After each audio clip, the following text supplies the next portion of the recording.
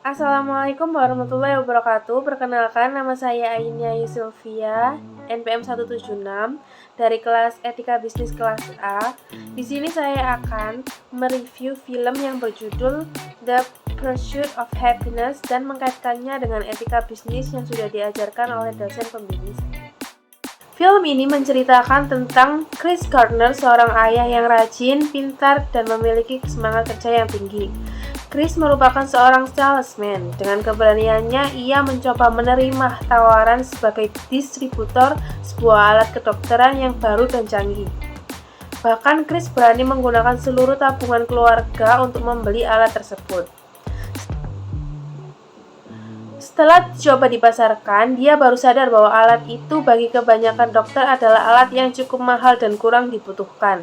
Tetapi ia tetap semangat dan setiap hari membawa alat tersebut kemana-mana untuk ditawarkan pada dokter-dokter. Suatu hari, ia melamar kerja di suatu perusahaan.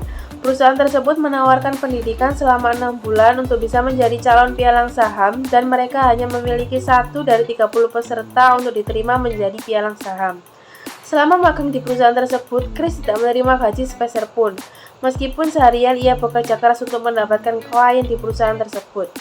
Karena Chris memiliki sifat yang baik dan ramah, ia pun dianggap rendah dan tidak dihargai oleh semua karyawan yang ada di perusahaan tersebut.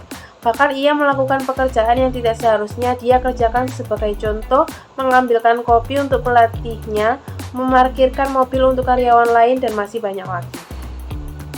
Chris sering mengalami banyak kesulitan antara belajar menjadi pialang saham, mengantar dan menjemput anaknya di tempat penitipan anak, antri di sore hari di tempat penampungan tunawisma, sering tidak makan agar menghemat uang yang tinggal sedikit dan masih harus mencari calon pelanggan untuk perusahaan pialang saham.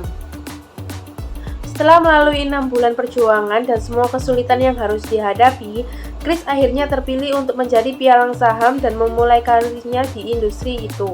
Chris Gardner akhirnya menjadi seorang pialang saham yang sukses, yang kemudian mendirikan perusahaan pialang saham sendiri dan menjadi multimiliarder yang dermawan dalam membantu menyediakan tempat penampungan bagi para tunawisma.